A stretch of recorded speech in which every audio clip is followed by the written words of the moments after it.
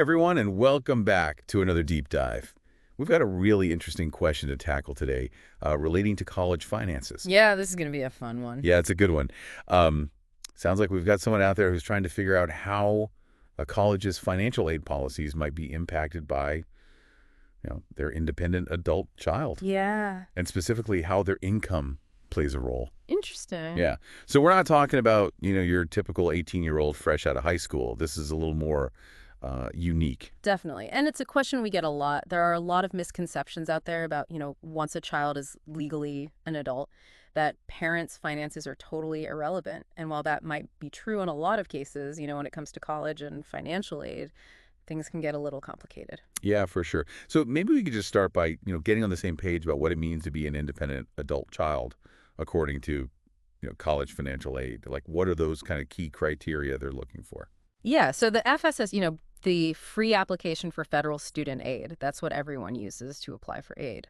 And they have a pretty specific set of criteria. Right. Usually we're looking at things like age. If they're 24 or older, that usually does it.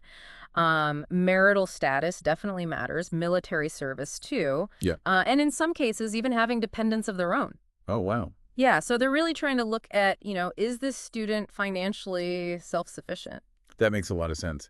So I guess if your child meets those criteria, then theoretically it seems like your income wouldn't even come up. But I have a feeling, our listener here is sensing that maybe things aren't always quite so straightforward. You're exactly right. I mean, the FEFSASA is a good starting point. It kind of lays the groundwork. But individual colleges have a lot of leeway to go beyond that. Gotcha. Particularly private colleges.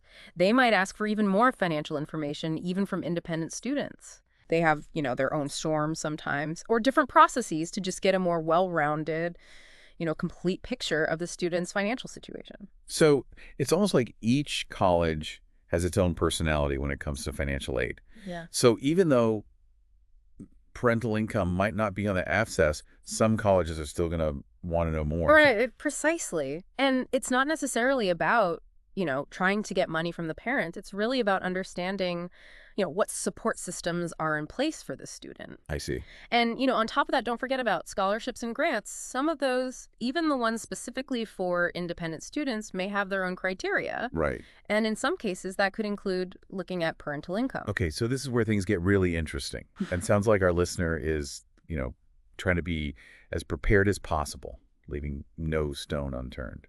And really smart to, not assume that everything is just black and white. Absolutely. It's kind of like a detective game almost. You and your child are in it together trying to figure out what all the potential options are for support.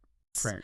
It's more than just filling out that FSA and hoping for the best. Yeah, for sure. You got to understand the ins and outs of each college you're looking at, each scholarship program, even the ones that seem like, a long shot.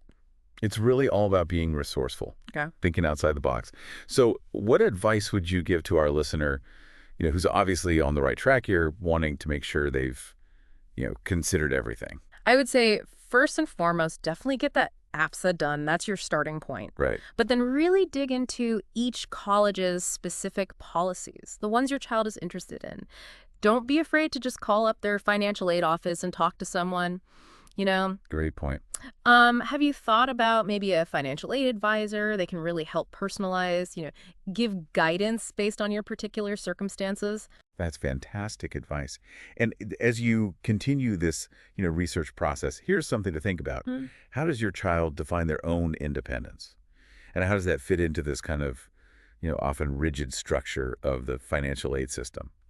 It's a bigger question that goes beyond just the money. Yeah, It's about supporting your child's individual journey. for sure. And empowering them to understand, what resources are out there. Exactly. Well, thanks for joining us for another deep dive. We hope this has given you some clarity and, most importantly, the confidence to keep moving forward with your research. Good luck. Thanks for listening, everyone. Catch you next time.